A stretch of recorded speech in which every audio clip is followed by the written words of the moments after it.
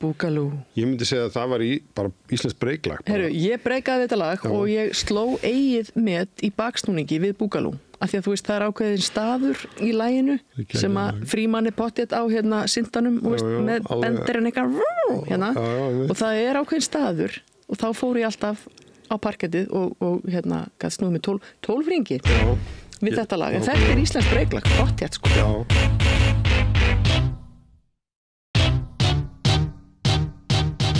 Komið sæl og velkomin í Hip-Hop varpið, hlaðvarp hip-hop. Ég heiti César A. Og ég heiti Laufey. Og nú ætlum við að spila fyrir ykkur viðtal sem þú, César, tókst við vinkonu okkar Þórdísi Klassen. Já, Þórdís Klassen, hún var svo væn að koma í viðtal hjá okkur í Hip-Hop varpinu. Hún er með langan feril innan bæði tónlistar, slagverk, bassaleiks og í veggjaúðun og veggjalist, gáði bókina Icepick með meiru. Og síðan kann hún nokkuð góða sögur að breakdansi í Breiðholti. Við erum þetta líka saman í hljómsveitinni til Mæðraveldi, en svo ég komið því að... Mjög mikilvægt. En við ætlum bara að spila þetta viðtal og bara njótið.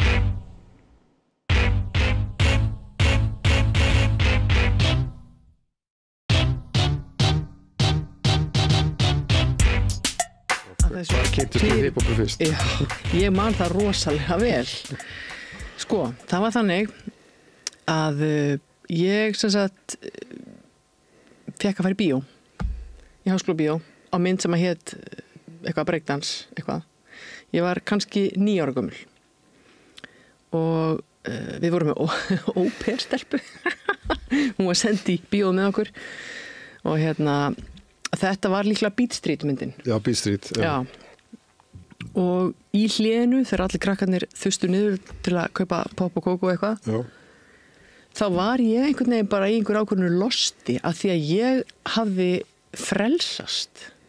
Þetta er það næsta sem ég kom í lífinu að upplifa það að bara finna fyrir heilum anda og bara finna tilgang lífsins. Þetta var svo ofboðslega svakaleg tilfinning, sko. Þannig ég eiginlega, misti bara tilfinninguna fyrir jörðinni, sko, einhvern veginn, bara sveif þarna áfram og ég fann bara þarna er einhver orka sem að tala við mig og það var dansinn, myndlistaformið, graffið, bara fílingurinn í þessu öllu saman og auðvitað þessi tjáningamáti, þannig að eftir þetta þá opnaðist gáttin, en hún var náttúrulega bara ekkert komin hingað til Íslands, en það er svipað með þig. Ég flytti Svíþjóðar 86 og það er auðvitað svona fjölþjóðlegra samfélag. Já.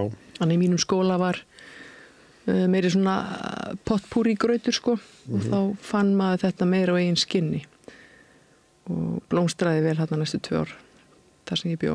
Þannig að eftir ég flytt heim 88 þá náttúrulega er ég á hjólabrettum bara, ég lifði bara á hjólum og þetta var bara minn lífstíl, það var hort á mig svolítið eins og væri bara með sjaldgæfan húðsjúkdóm eða eitthvað, það var bara, hvað ert þú að pæla, hvað það gera landið var ekki tilbúið þetta, svo stelp og bretti eitthvað. En það voru komnir einhverjum bretti samt? Já, það voru litlu strákarnir, á taflinu niður í Já, lækjabrekku eða... Það var enginn að hoppa á einhverjum römpum og gera einhverjar akrobatíska kunstir, þannig ég kem þarna inn og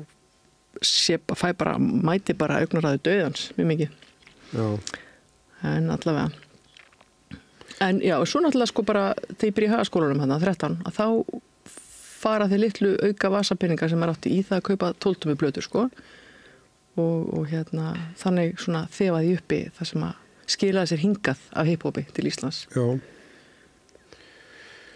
Við byggum úti hann í 4 ár og kom heim og þá var ég með þetta, var ekki Henson með gallana og Kjörís með breakís sem maður gæti fletta saman pinnunum. Breakpirarnir. Ég held að þetta sé sami ísinn sem heitir í dag eitthvað eldflugís eða eitthvað líka. Og MS Íshopp, þetta var bara venjulegur eitthvað shake, en auglýsingin var töff og það var það breakvara.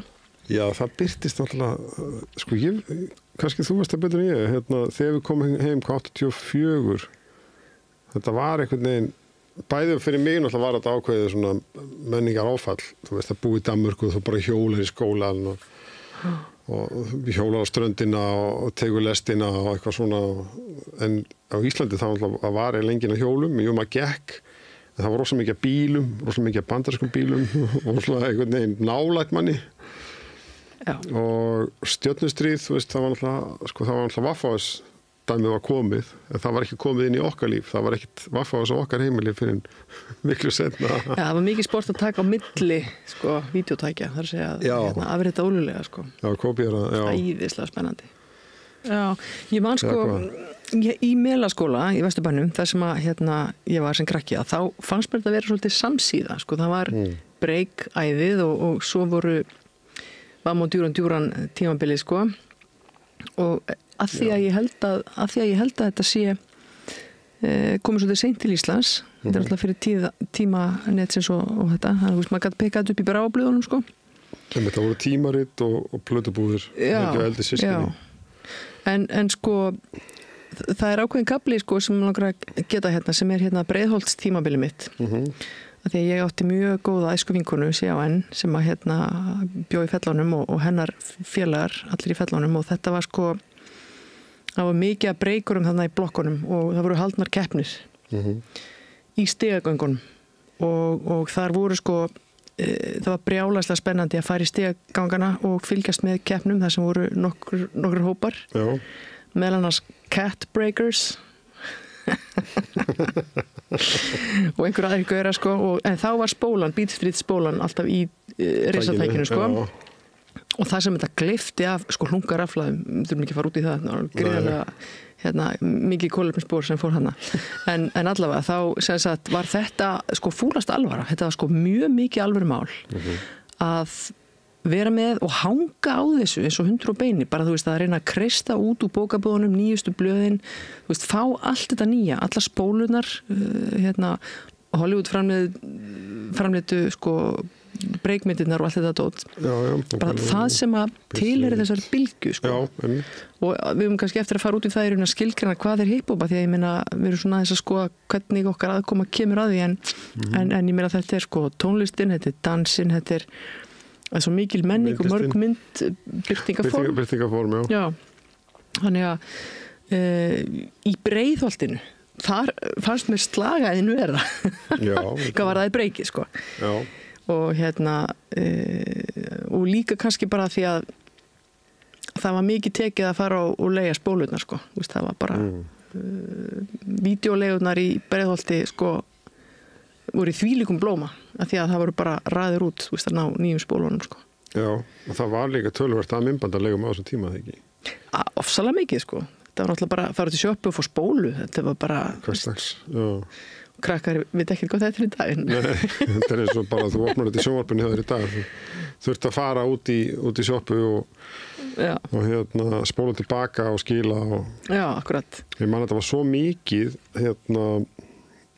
ég held að hafi verið með 86, þá byggum við í Vesturbænum og þá gerir löggan rasíu á nýjársdag eða eitthvað, þú veist, þá voru því menn voru að kópíra sjálfir og þú veist, þá voru eitthvað klámyndi líka og þetta svona, það voru, þú veist, þá eftir það þá dempaðist þetta, þá minnkaði svolítið, þetta var á hverju einasta hótni, sjoppa og vídeo, það var ekki, þú veist, bara sjoppa, það var alltaf eina vídeolega líka og það var kannski helst í miðlinn og svo tímarit en sko já, hvaða árið þetta í Breiðholtinu? Þetta er sko 84 og 5 Já, þetta er svona mín sokkamannsári í Breiðholtsklíkunni sko. Og ég var alltaf eitthvað augur einhverjum stelpum, þetta komið breikkeppni það er alltaf, nei, ég er jazzballett og ég bara, það voru allar jazzballett já, rosalega þannig að sko, ég fann aldrei kannski beint svona neitt svona samóm af einhverjum öðrum píum sem voru í breikinu, svo kemur það bara síðar þannig ég var alltaf svolítið að reka mig á veggi því að ég var pínu eins og geimvera í bánsabúð einhvern veginn á þessum tíma sko en ok, en þarna í Svíþjóð þá svona jafnaðist þetta pinkulítið út en svona sko hjólabrettalífernið kannski ekki beint áspringi af hiphopur því það er meira svona Kaliforníu svona skatepunk dót eitthvað en að samaskapi kannski svona svipað orkustig í þessu, þú veist, þetta rosalega mikið tjáningaform og mikil útrás. Og hópur sem þú ert með. Já, og bara, þú veist, eitthvað svona farvegur fyrir, þú veist, mikla hreyfingu og tjáningu, sko. Þannig að, fyrir mér rann þetta svolítið saman. En það náttúrulega líka í Breiðholtinu, það náttúrulega líka, sko, Acid Juice, sem að eitt fyrsta rappi sem ég heyrði síðan af, ég heyrði þetta lag eitthvað tímann setna. Já. Ég held að það sé 86. Já. Og svo Amma með tölunars afa, Amma með tölunars afa. Þetta allt úr Breiðholtinu. Og hvað heita, Hugarheimar hæðana. Og þar, var það ekki undir sundlauginni. Sem sagt, undir bara, það var félagsmiðstöð. Ok, ég vissi ekki henni. Nei. En já, þannig að þetta allt í staðar, en svo eins og hvað breykir svolítið hverfi, en sko við munum gera í lýsingun á þessu spjalli, þá munum við setja inn, þú veist, hlekki á kannski, ef við nefnum lög eða þetta með Speed Street og mælum með að fólk horfi á þetta. Sko, ég man mjög sterkt eftir því þegar við komum heim 84-85 þegar Dalalífi sýnd. Ég var að horfa honum daginn og bara til þess að sjá uppásatriðið, að þetta alveg áspyrnu vond mynd, en eða svona, það fyrir eftir í hvað ljósum maður horfir á það, sko. En uppásatriðið, þannig að þeir að breyka fyrir að víði verslunina. Sem var í Austurstræti. Já. Þú veist, þetta var náttúrulega mest töff, sko, við myndina í minnu barnaminni, sko, það var bara þetta atriðið. Já. Svo sá ég næmitt nýlega, ég heldur að það var á dagskrá sjónvarpsins. Það var kannski ekki alveg töff, en svona meira svona spauðlega, en svona krútlega einhvern veginn, það var svona krútlegt meira. Já.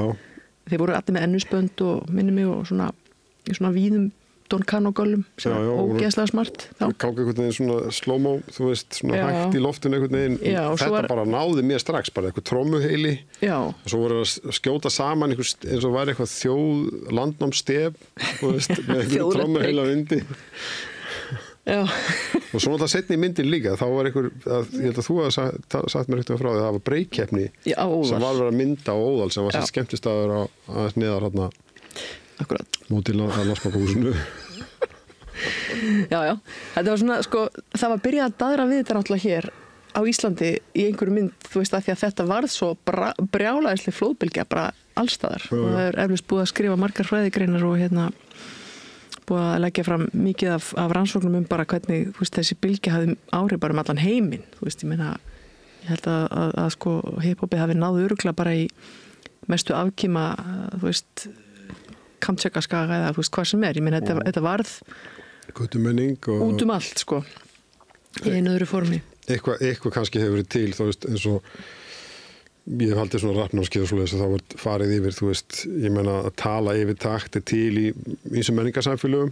Já. Hjá þjóðum í Suður Afríku, hjá frumbyggjum Grænlands til dæmis. Þú veist, þeir eru með trumbuna. Jú, það er náttúrulega kannski ekkert beint nýtt þannig, sko. Nei, en að því að þetta birtist í fátækrahverfi, ég held að þessi fyrstu graffi sem að svona fólk tekur eftir, en það voru svona teitis menning, svona, þú veist, eitthvað partímenning. Það að plötuútgáfanir Bandaríkjanna tóku við því og fór að gefa það út og markaðurinn saminast. Þess vegna kannski verður þetta svona yfirþyrmandi. Já, og það er áhugavert að pæla þess í því hvers vegna það gerðist, vegna þess að sko það er þetta búið að gera seríur þetta eins og bara Hip Hop Evolution og þetta Dótari sem til á Flixunni og sko einmitt af hverju kemur sko maskinan og tekur þetta upp og veitir þessu brautagengi og sér peninga í þessu, skilur við? Já. Af hverju komu Hollywoodmyndirnar og gera uppskriftamynda af einhverju, þú veist, að því að það hefur alltaf gerst, þú veist, BMX-myndin eða skatemyndin eða breakmyndin eða eitthvað, það er alltaf eitthvað svona æði tekið fyrir þegar það er komið reynsli á það og þetta er svona hita mál, sko, eitthvað töff. Hvað var það? En það hlýtur að hafa verið, sko, einhver svakalegur frumkraftur og bara frumleiki. Þetta með að, þú veist, fátækir unglingar einhver staðar í einhverjum New York hafi dreigið einhverja plötuspilar át á götu og drasli með og farið að, þú veist og ræntar ammagn einhver staðar og tekið plötunar á heimilinu og farið eitthvað að leika sig með það, þú veist, ég meina þetta er náttúrulega bara ótrúlega frumleg pæling. Já, og í sjálfum sér mjög postmodernísk af því að þeir eru að fara síðan að nýta tónlist taktbrot úr gamlum jazz, soul og funklögum og finna eitt kafla, spila hann aftur og aftur og aftur og búa hann til grunn og rauninni rappið þula og þetta blöðsnamenningin kemur frá Jamaica, það sem Selector og svo Toast eða MC, Master of Ceremony sem kynnir og meðan hinn spila lögin og það var það ekki í fyrra sem hip-hop var 50, það var að miða við svona eins og ég sem að hvað heitir hann Plötusnúður Grand Master, nei Fast Freddy, ég stíma það ekki þetta veit Úlfur Úlfur Kolka veit það það var haldið svona eitthvað götupartí afmæli fyrir systur hans Cool Herc Cool Herc og það er líka eins og sagan af Rappist í Light og því að það var þetta var í rauninni bjargaði rosalega mikið plötuiðnaðan í New York og Bandaríkjunum en þeir sem voru að flytja á þessu tíma þeir voru aðalega að fá peninga borga fyrir að koma fram á tónleikum og kannski var það sem vakti athygli þannig að það var eitthvað þú veist, af því allar þessar stefnur eins og soul og blues og jazz og country og allt þetta hefur verið þú veist, útgáfnar fengið sitt sko en kannski helst graffiti sem að fór ekki eins hátt á annan hátt en það verið nota tækni úr því í auglýsingagerð og annað mjög svo, mikið sem var ekki hægt að svona einhvern veginn einkavæða semst bara beinins beisla af því að síðan hefur hiphopið þetta með þessa lúpu þetta hringl, þú veist, það verður síðan bara grunnurinn að hvernig poptónlisti gerir þetta einmitt, og grunnurinn að því einmitt eins og þetta mis, ég ætla að nefna sko að þessir taktar sem að þau hafa verið að hjakast á þarna og spila aftur náttúrulega sko uppsprettan að því það er svo mikið grúf og funk í því það er náttúrulega einmitt funkið og það er sko soul og það er Motown pakkin og Stax og þú veist þetta James Brown dótari og allt þetta sem er alveg R&B dót sem er alveg sko borleikjandi til þess að sækja úr sem uppsprettulind þannig að sko eitt leiðir að öðru eins og svo oft í mannkynnssögunni þú veist það er nú bara gömul tugga en þú veist gefur á sig nýtt líf einhvern veginn og eins og með punkið sko að þú veist þá líka einhvern tímann sko stóða til að krakkar tóku plötur gamlar einhverja rockplötur og spiluðu þær á 78 snúningum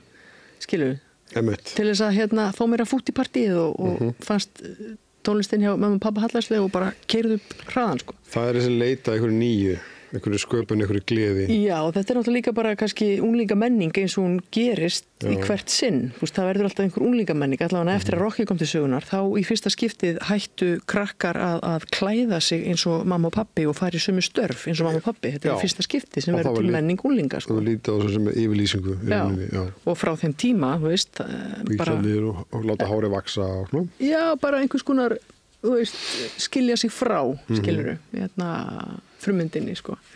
Og sannilega er hip-hopi kannski ekkert frábrugðið því en og svo aðra birtingamyndir af því í dag en þetta varði vissulega alveg svakaleg holskefla sem að litaði allt og gerir líklega ennþá því þú veist, ég man eftir því að fyrir 20 árum mann ég á auglýsingastofu og þá var ég á sínum tíma mikið að mynda graffiti bæði fyrir og eftir þann tíma en þá var svolítið svona mikið rætt ákveðna herferð hjá Sony, Nintendo og þeir sem sagt gerðu samning við alls konar fræga grafítilistamenn að gera ofsalega flott myndverk en einhvern veginn dulbúa skilaboðin. Þetta voru auglýsing fyrir tölvuspil. Já, ok. Þeir fóru, þú veist, tangað í grassóðuna til þess að kaupa þau og nota þetta myndbindingaform og orkuna og væpi sem að fylgi því. Og þetta náttúrulega svona hleypti illu blóði í svona þessa harðhausa sem að aðhyllast stefnuna sem hreinstefnu, skiljiði. Já, en á svo margan hátt yfir langt tímabil að þá hefur sko auglýsingamennskar og markasöflin strax hrifsað þetta til sín af því að kúlfaktorinn er svo hár. Og þannig er það bara. Það var líka það sem gerðist, það var að selja sérstaklega breykskó og breykís og þetta allt saman. og hérna Grænn lungur eða breiklungur og þá selst hann alveg í bílfermum. Þetta var bara svona. Maður safnaði spýtunum, pældi því. Sjáðu samt, sko, hvað í rauninni, þetta er ákveðin svona samhverfa, sko, eins og með mína reynslu þegar ég fer hérna í Háskólabíó og sé Beat Street og bara, hérna... Það er bara bergnum minn einhvern veginn. Og bara finn tilgang lífsins. Bara, Þetta er rosalegt. Og líka á þessum aldri. Já, þetta var rosalegt, sko. En ekki það, þú veist, ég er ekki hiphopari að, atvinnu, alls ekki, langt frá því, en þetta er lita mitt líf alltaf og mun alltaf gera, sko. Já, var það ekki? Það er að segja bara það sem að tilheyri þessu mengi í einu öðru formi. Ég meina, ég læri grafíska hönnun, þannig að ég er að nýta mér, skiluru, myndmál og teikningar og eitt og annað. Ég er í tónlist, þú veist, aðhyllist mikið rytma og þú veist, þannig að þetta hefði haft mótandi áhrif á mig. Já, ég minna, þú ert okkur miklu meira hiphop-heldur en við gerum okkur grein fyrir. Ég veit það nú ekki, sko, en þetta er bara, þú veist, þetta er bara einhver orka sem að tala til manns, skilur. Og núna erum við, þú veist, hérna í kringum 50 og bara, þú veist, ég meina, þetta er bara ennþá hluta lífinu einhvern veginn. Já, ég meina, ég er að verður alltaf. Já, svolítið, sko. Og það var samt svona ákveðin bara þetta fyrir því á tímabili eftir að þessi æði slotar og það var búið að selja alla breykísana og skóna og allt það, þú veist, þá kom svolítið svona tímabili þar sem þetta þurfti svolítið að berjast fyrir sérstaklega svo graffið. Já, þú kynntist þín og það kannski líka úti. Já, einmitt, hérna, það er sko, þegar ég var hérna í skólanum í Svíþjóð í Stokkhólmi, þá sko er náttúrulega sko umhverfi mjög þjóðlegt og það er rosalega mikið svona einhverjir harðir dúttar sem er að krassa og króta og bara skrifa nöfni sín taka þess að og bara ulla á lökurnar og hlaupi burtu og lifa á brúninni, sko. Og það voru alvöru sektir, sko, þannig að foreldrarnir lentu illa í því og það var ekki tekið á þessu með einhverjum mellingatökum. Nei. Þannig að sko þegar ég bjó seinna ári sérstaklega í svona blokkarútkverfi, þá sko voru allir þessi skeitarar sem ég hékk með þarna og bara var með allan daginn eftir skóla, þegar maður búin að læra, þá, þú veist, ég var skynsöm, sko. Já. Að þá samt, sko, var þetta alltaf líka með þessi spenna hjá þeim, sko, að taka á krassa og króta og þeir voru kannski ekki endilega einhverju, sko, grafítilistamenn. Þú veist, það er auðvitað undir þessum hatti svo margir flokkar, sko. Já. Þeir voru á eftir spennunni sem að fylgdi þessu. En svo kannski var næsti nágranni, hann vildi bara setja upp metnaðarfullt verk og mæta með skissu og nálgast þetta eins og svona verkfræðilegt plan og vera hérna með, þú veist, jarðatónana hérna og þú veist, skærulitina. Þannig að þetta eins og allt annað, þá kannski eru hérna hliðarnar margar, sko. En þessi dvöl í Svíþjóð var vissulega þannig að ég kynntist þessu meira svona sem raunveruleika en ekki eitthvað í gegnum kvikmyndir. Og þetta var í lífinu. Já. Og hérna, eins og ég nefndi á þann, þegar ég kom tilbaka, þá var Ísland ekki tilbúið að einhver stelpa væri bara að hlusta á, þú veist, rap og hip-hop og meina að allir félagarnir voru bara í Dr. Martens-skóm, í trosnuðum gallabuxum og lopapeyssum í einhverjum gamlum leðjökkum að hlusta Cure. Einmitt, það var aðalmálið. Það var geðveikt og ég var bara eitthvað hérna, þú veist, já, í einhverju rappi og hip-hopi og gekk í körfuboltaskóm og fólk var bara, þú veist, hvenær lendi gameskipið þitt? Public Enemy og hvað, já. Svolítið þannig og eins og kom þetta, skilur, einhverjum árum síðar og hérna Jungle Brothers og De La Soul, sko, þegar þær plötur svona fengu aðeins brautargengi í gegnum okkurna klíku hér heima og þá, hérna, fór maður að heyra Say No Go sem var kannski svona, ég veit ekki, ákveðin smellur og þetta var spilað á diskotekunum, sko. Heima, Say No Go var alveg bara, þú veist, gamla Hall & Oates, hérna, lufsan inn í þessu, þú veist, þetta var svakalegt lím í þessu lagi og ég man bara eftir því að hérna, þetta lag var viðtekið, þú veist, allir hinnir Cure-krakkarnir þeir voru alveg ok með að lagi Say No Go með De La Soul. En samt var sem þetta ekki töff, en þetta var ok, skilur. En þegar hérna, við flyttum í Kópavogi 88, það var svolítið saman på tenningum, það var ekkit hip-hop. Við þurftum að leita í Vesturbæn, Reykjavík eða í aðra félagsmiðstöðvar. Já, Vesturbæn, sko. Þannig að hérna... Austurbæðaskóli, já. Það var nú ákveðinu spyrta líka þar á því. Jú. Já, það byrja að hafa því til að hafa við kannski spjöllum við eitthvað tækifæri þann hluta heimsins. Já. Algjörlega. En stelpunar, sko, við áttum svona kannski, við þurftum svolítið að brjóta ís eins og bara á öðrum vettvangi einhvern veginn þegar að sko við erum að fara inn á svæði sem að upprunalega hefur tilheyrt strákum, eitthvað sem að er með svona háan kúlfaktor. Þú veist, ég var alveg oft spurð bara, akkur er þú ekki að spila á fiðlu eða blokkflautu eða, þú veist, nei, ég er í breiki og ég spila á trommur og bassa og þú veist, eitthvað svona. Þú veist, þannig að þetta var alltaf tekið einhver ár og kvenrapparnir hér koma fram einhverjum árum síðar og það er alveg sérstakur þáttur sem við ætlum kannski að skoða betur. Það eru alltaf byltingar inn í byltingunum, sko. Já, þetta er náttúrulega ekki bara í hiphopinu svo sem en hérna... Nei, eins og ég sagði, þetta er í víða, þetta er bara atvinnumarkaði og forstjórastöðum og ýmsu. Það var náttúrulega á hjólabrettunum og svo snjóbrettunum og reyndar í breikinu líka einhver leiti og svo seinna með þetta að vera front, sem sagt því að vera rappari einhvern veginn, þú veist, það var alltaf einhver gítar framan á söngvaranum eða sem sagt frontmanninum, þú veist, og að píurnar bara sæki það kemur seinna en svo gerir það virkilega en líka það að til með tölum rappið að þú þurfti sjálfur sér ekki undirleik þú gast verið bara með flýta texta eða þölu, rappþölu og verið með taktkjaft beatbox undir sko taktkjaft, það er svo skemmtilegt orð þetta er æðislegt orð góður taktkjaftur þessi sérstaklega lungin já. Það er ekki auðvelt að gera, það er alveg sko mjög mikla hæfileikar sem þurfa til þess. Já, ég náði eitthvað svona, þú veist, ég man að litli bróðir minn var í sveit í Eyjafirði og hann var að æfa sem hann var eitthvað beljurnar. Það vildi ekki lefa neinum að heyra í sér sko. Hann lærið heilmikið einhverjum. Og það er alltaf einhvern veginn Skandinavíu og Norrlöndi sem er innblástur og við fórum eitthvað svona norræn mót og eitthvað þá hittum við fyrir að krakka og maður sá eitthvað með dyrhú og fór að tala við hann og það var pottið eitthvað sem að, þú veist, hafði heyrt Public Enemy eða eitthvað. Já.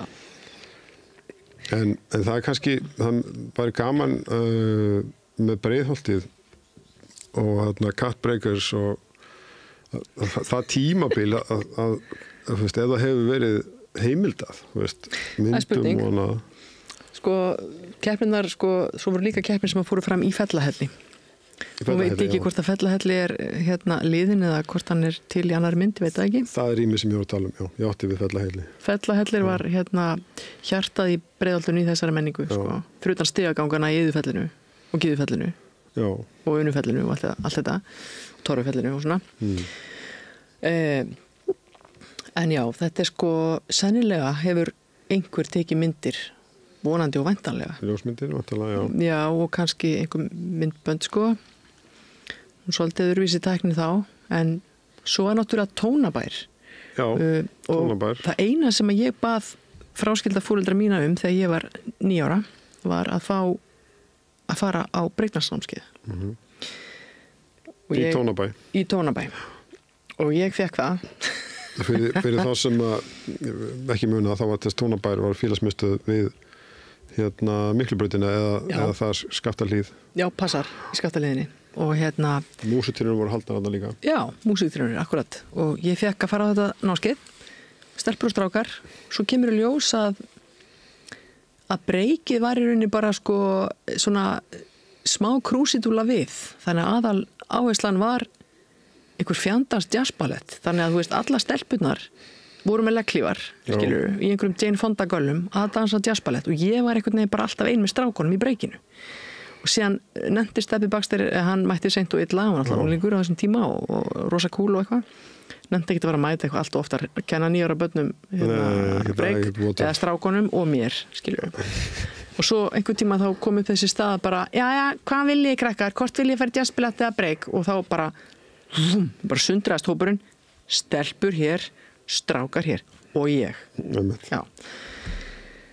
Þess vegna svona, ég hugsaði bara, já, ég læriði ýmislegt en mér varst þetta pínu svikin vara sko að fara á jazzballettnámskeið því það var aldrei pælingin sko. Nei, og líka hver sagði að það stelpur átt að vera bara í, þú veist, þetta var sko, ef þú hugsar aftur, ber þetta saman við Svíþjóð eða það sem við berum saman við kannski erlendis, þú veist, var þetta ekki svolítið fastara í þessum skorðum miðað við? Jú, þetta var bara Ísland árið 1985, sko. Þú veist, svona var þetta þá og sama eins og að sjá sama eins og að sjá kvenbarn á hjólabretti, það var bara þú veist, það var bara þjóðasálin, skilur þetta var bara rosalegt, þannig að sko svona var þetta þá og síðan sko það er náttúrulega betri dag að svo miklu leyti sko að því að þú veist, ég meina þegar að allir fóru að uppgöta snjóbretti í Bláfjöllum og fyrir norðan og alls þar og vestan og eitthvað að þá einhvern veginn var sko kynjamúrin ekki eins þykkur þar í snjónum upp á fjallinu sko. Já, ég man eftir því. Bara einfallega á kalt til að vera með þetta vesen. Þá bara stelpur voru alveg velkomna líka á snjóbrettin. Já, það voru líka, ég man summakverjar náttúrulega voru bara betri sko. Já, þú veist þetta einhvern veginn. Það voru kannski úr 5 leikum eða kunna lenda, kunna detta. Já, bara það er tímar skilur og núna er enginn að pæla í þessu en þetta var erfiðar að vera stelpa að breyka. Það var meira í hjólabrettinu og breykinu, Já, það var einhvern veginn svona, meðbyrjun var ekki beint, þannig að maður þurfti alltaf að svona pínu að svona hunskast inn á svæðið sem að hylla mann sem að til í strákun. En og það var bara áhugavert út af fyrir sig, sko. Líka. Já. Sko, stelpunar sem að byrja að rappa og voru að fóta sig í þessu, af því að þetta er bara hluti af sögunni, sko. Já, og líka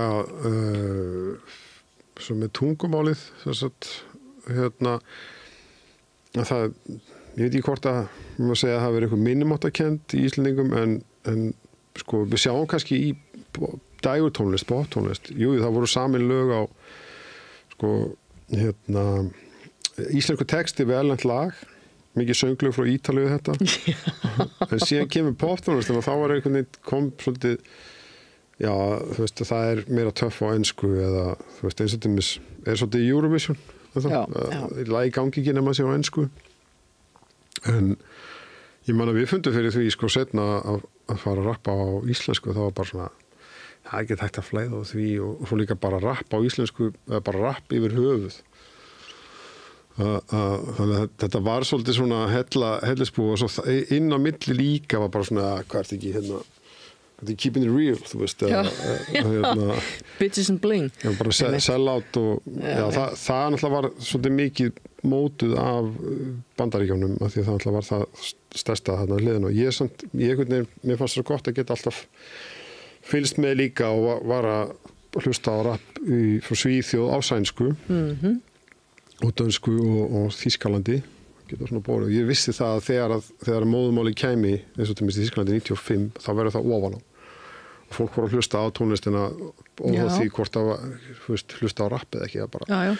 Því þá var fólk alltaf bara já þetta er þáfallsíki rappi, þetta er þáfallsíki þessi, hvað er þetta rapp hvað er, það var að kenna íslensku eða svona, þú veist, varst ekki eftir því Jú, en sko athugasemdir var þetta þegar loksins það náði í gegn þegar rappið upp úr aldamótónu síðustu sló í gegn á móðumálunni á íslensku að þá fannst mér líka sko fólk átt að segja á því að það var meira meðvitað sitt sérkenni að sko íslenskan er alveg ótrúlega taktföst og skemmtileg tunga til þess að byggja úr veit ekki alveg hvort að Danirnir svo jafn hefnir gerum ekki lítið úr dönsku rappi en þú veist, það er svona meira reynsli og rennir í þar, en íslenskan er svolítið svona svolítið eins og hríðskotabissa og það er sko reynist örugglega vel þegar þú ert í þessu formi og ég meina sænskan er náttúrulega bara fyndin, hún er alveg ágætt líka, þú veist, allt hefur sinn sjarma sko.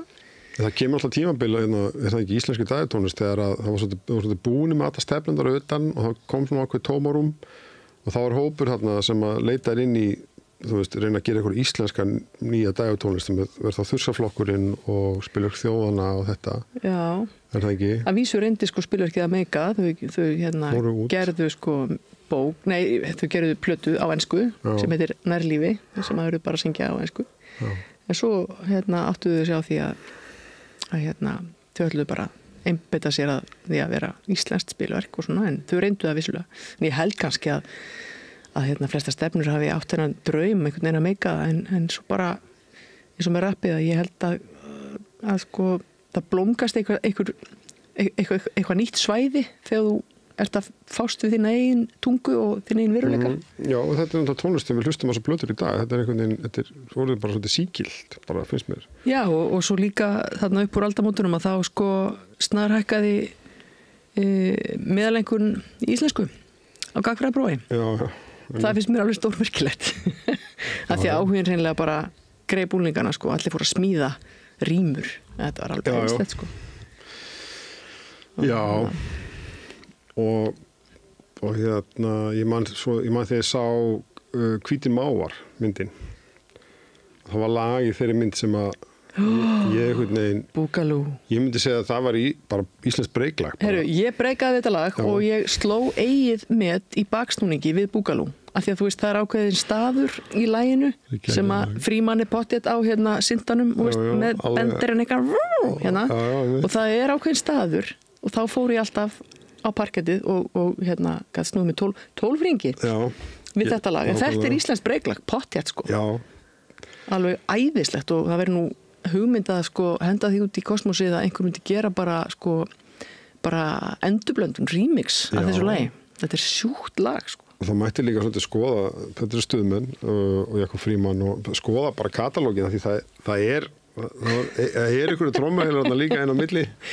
Já sko Stuðmenn eru náttúrulega búin að hérna smakka hérna tímana tvenna og kannski svona býta í skotti á sér með alls konar tísku sveiflur bingo kannski svo hérna fleiri bönd hafa gert en jú. Búgalú var sannarlega íslenskt breiklag. En svo sko man ég skyndilega þegar vorum að tala um hiphopið í árdaga á Íslandi að einu sinni var til útastöð sem hét Útrás. Já. Og ég fekk að þeita skífum hérna og spila eitthvað hérna þú veist, einhverja 12 tómur frá Svíþjóð sem ég hafi keypt sem kom aldrei til Íslands af því að ég átti tengslu Svíþjóð og hérna kom alltaf með plötur tilbaka og þá var kringum 89-90 þá var einhver sem að gerði lag sem var bara kallað íslenska hip-hop-lagið. Já. Og ég náði að taka upp út af þessu á kassettu sem verður þetta löngu týnd. En ég veit ekki hvað þetta lag heitir eða hver hugmyndurinn var, en ég er með það í höfðinu, ég man nákvæmlega hvernig það var og það var alveg geðveikt. En það var bara kallað Útrás íslenska hip-hop-lagið. Og þetta er eitthvað sem að væri áhugavert að vita hvort einhver hefði haldið utanum eða veit hvað er að tala um eða hreinlega bara að hugmyndurinn gefur sér fram. Já. Að þetta var svona piano house hip-hop. Þetta var svolítið svona á jaðrinum að fara inn í house tímabilið. Já, ég veit. En þetta var samt hip-hop sko einhvern veginn, ekkert rapp í þessu en það var svona kannski bræðingur á tveimur stefnum. Það var engin texti? Nei. En það er að koma, þetta er alltaf mjög skemmtilegt, ég man þetta Útrás líka, það var útastöð framhaldsskóla og var hérna í Fellahelli eða ekki, eða í FB. Já, FA líka, tímabili. Já, og þar á undan var Rótin, það sem að, þú veist, maður gott að vera með tíma og ég fór með vini mín og svo vorum við nokkra tíma hana líka. Fór alltaf einu sinni í viku til Reykjavíkur og á Kásnesinu að kaupa plötur, sko. En ég var ekki svo frægur að spila í loftinu Útrás. En það var einmitt tímabilið, það var sérst með kastutækið að snældur maður tók upp. Það komu bútar sem voru bestu lögin og svo var með vasadisko. Og það að vera með vasadisko og geta verið með í eyrunum með einhverju tónlist, það bjargaði lífum að sérstaklega í unglingavinninu og maður var í sveit og svona.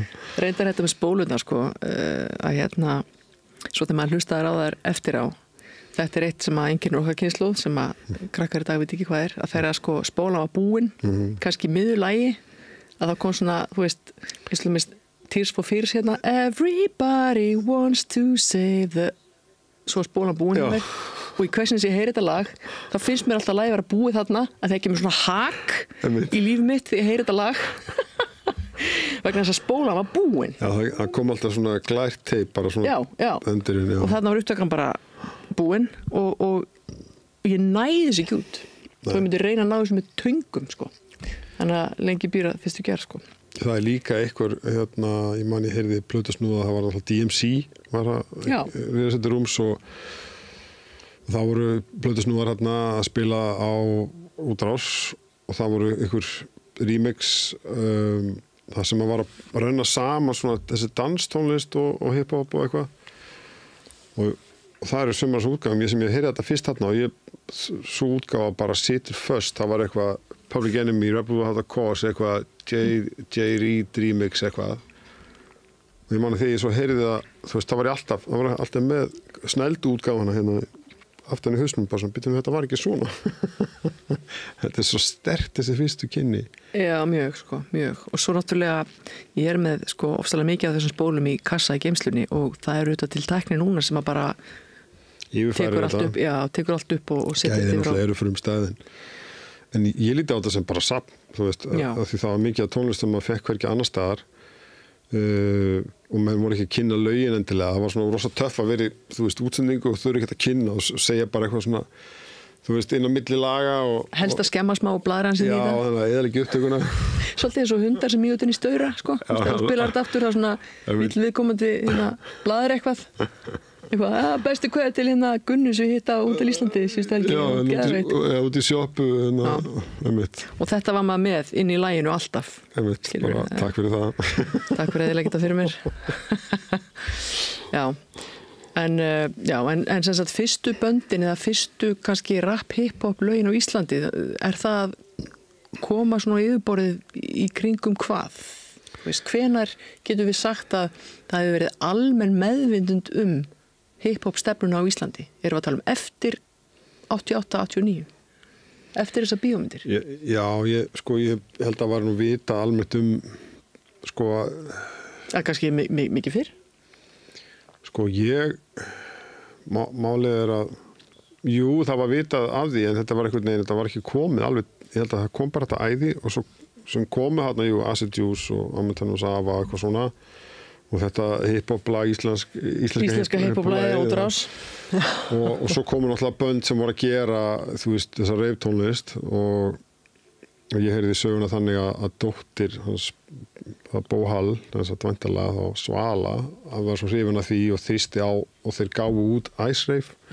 Og það tengist náttúrulega kannski ekki hip-hop en það tengist þessu tímabili því að þetta dróð svolítið, þú veist, hérna breyttist klæðnaðan aftur. Já, þetta var svolítið samsíða, sko, og þá komum við kallaði skopparar og þá kom upp þetta svona annarkvort varstu rockari eða skoppari og vera með derhúu, ég manni, þú veist, 91 þá fer ég í fyrsta bekk í MK og það var bara, hver ert þú? Bara, þú veist, en svo breyttist það því að stöð 2 held ég var að byrja að sína frá NBA og þá var að byrja að selja NBA derhúunar sem að fattaði síðan að var svona identitet fyrir hiphopara, rappar í Bandaríkjunum að ganga með. Ég sá strák í MR sem að það breyttist það, sko. Sem að var með Raiders húu, svarta derhúu, stóð á Raiders og það var náttúrulega lóðbeint tenging í NWA og þessa gæja sem að voru nú með Sora-kjaftin en þú veist Drey gerði sín berskubrekk það er alveg fullt af flottri tónlist nema hvað ég sé hann strák með þessa húu og ég hugsa bara ég þarf að kynast þessum gaur Já, það var þannig, sko. Sem ég gerði og þú veist þetta, það var svo djúpt í manni að þá hafði maður bara séð þetta á plötumslæginu, sko. Það var ekkert eitthvað flett upp á netinu eða fara á TikTok eller þú veist, þú þurftir að bara, það er eitthvað með. Já, þetta er pínlítið eins og hann hafi verið bara með, sko, jólaserju í hárunu sem blikkaði, bara ég er rappari, en þú veist að ég er meðvitaður. Frekar upplýsingar í næsta samtali. Já, bara TikTok hvað, þú veist, þetta var svo skýrt að þetta bara, svona var þetta þá, sko. Já, sko, það er spurning, sko, ég man eftir náttúrulega Kvarasi, hvernig var það, 93-95 eitthvað svo leiðis. Söpdrein Ján og Kvarasi. Og Söpdrein 97. En það voru bönd, ég man á hvað við þoldum það ekki, þarna toppurinn verið teinóttu og krókunni hér og eitthvað svona sem var að daðra við þetta. Hvernig var daðrið? Er það bara toppurinn að vera í teinóttu og það er svona pínur rapp eitthvað? Já, það átti að vera svona pínur rapp, sko.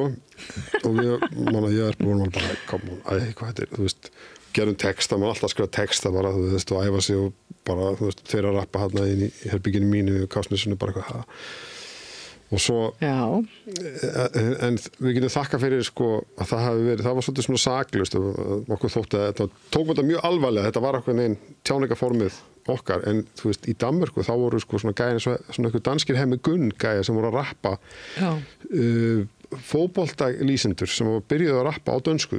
Hæ, þetta Jenna, dinur, denna, þú veit svona og það var alveg bara, það var mjög neyðalegt fyrir danska hiphop-sinni, það var svona tráma.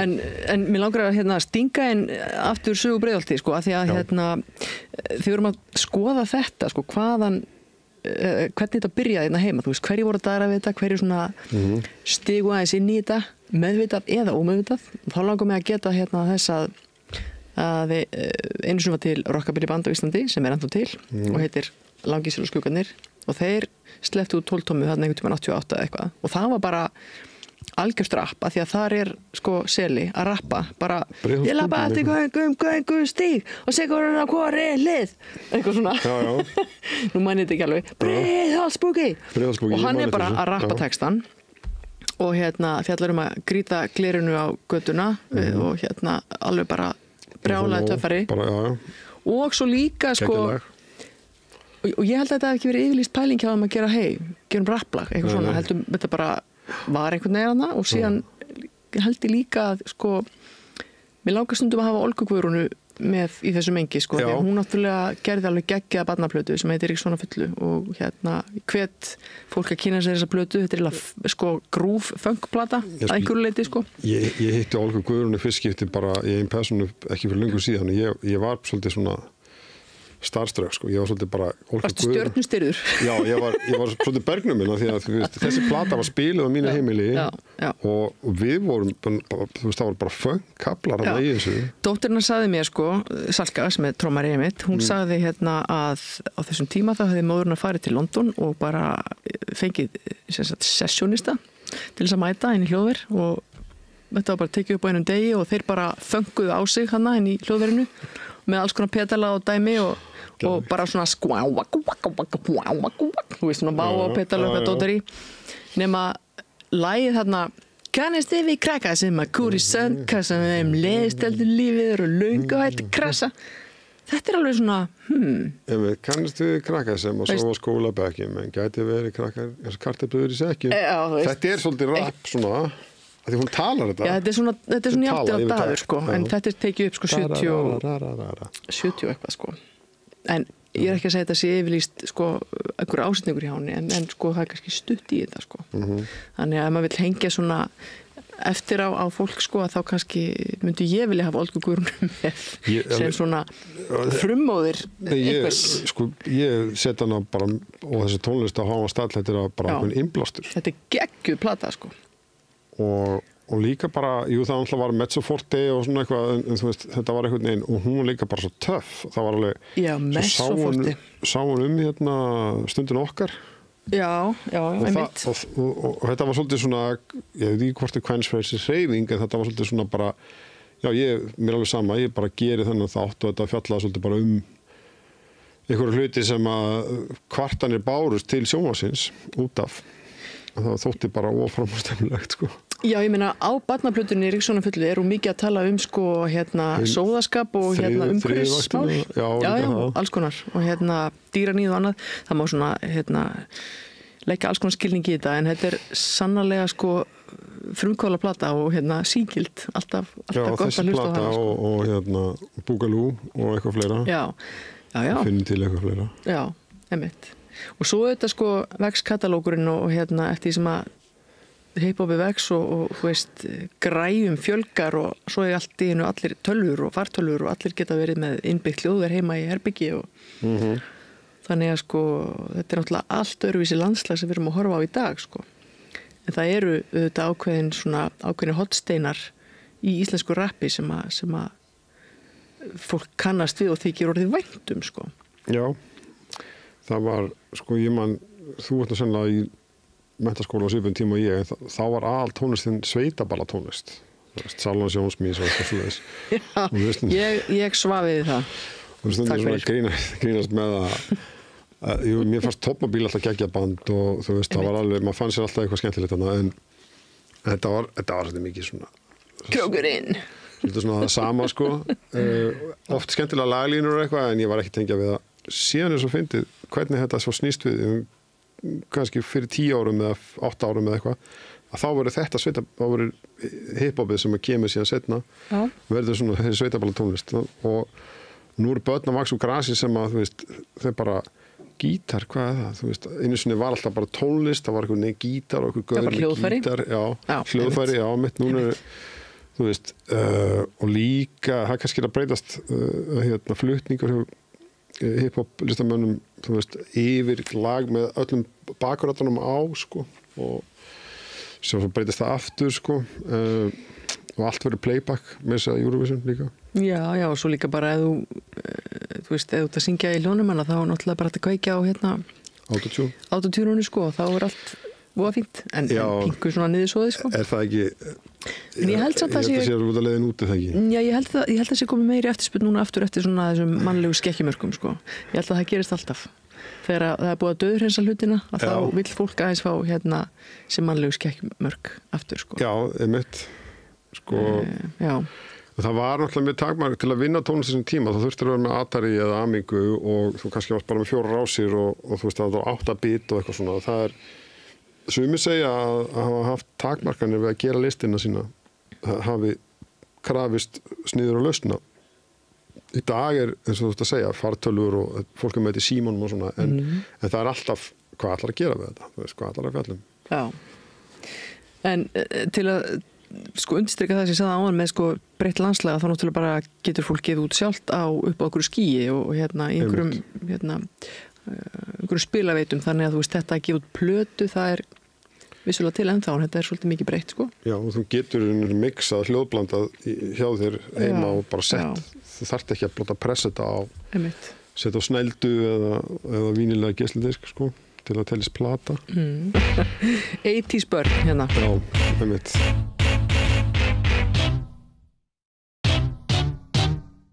Og við þökkum Þórdísi Claessen innilega fyrir komuna og bara ykkur fyrir áhorfið. Já, hip-hop-varpið þá lokið í kvöld.